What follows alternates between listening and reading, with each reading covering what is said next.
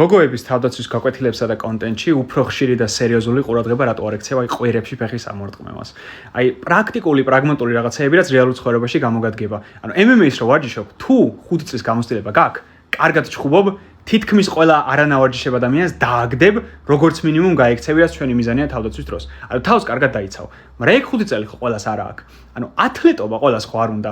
MMA-ს დიდი ნაწილია, რომ წესებს დაემორჩილო და ილეთები ისწავლო და როდესაც გოგოს თავდაცვა უნდა რომ ქუჩაში უსაფრთხოდ იჯნოს თავი, რატო არ ვსკიპავთ ამ ათლეტობის ნაწილს და ეფექტური იარაღებს რატო არ ასწავლეთ, რომ უბრალოდ გამოძვეს და გაიქცეს.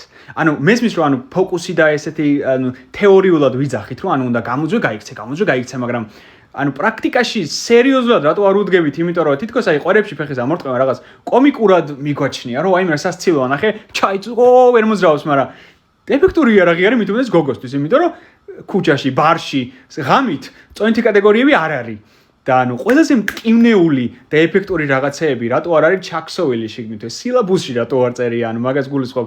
განა იმას ვიძახი, რომ არ გასწავლიანი იქ მაგას, მაგრამ ასევე სხვა ბევრ რაღაცის გარშემო პარალელურად ესე მოგდებულად გასწავლიან და კონკრეტულად თავდაცვისთვის სად უკბინო რომ ეტკინოს, ხელში უჭირა ხარ უკბინე რომ გაგიშვას და გაიქცე. თვალებში რომ დაუმიზნო, ფეხებს შორის რომ გაარტყა, ქუსლებით როცა ხარ გასული, რო არ წაიქცე. ეგეთ პრაქტიკულ სიტუაციებზე დამოკიდებული ილეთები რატო არ არის ფოკუსი.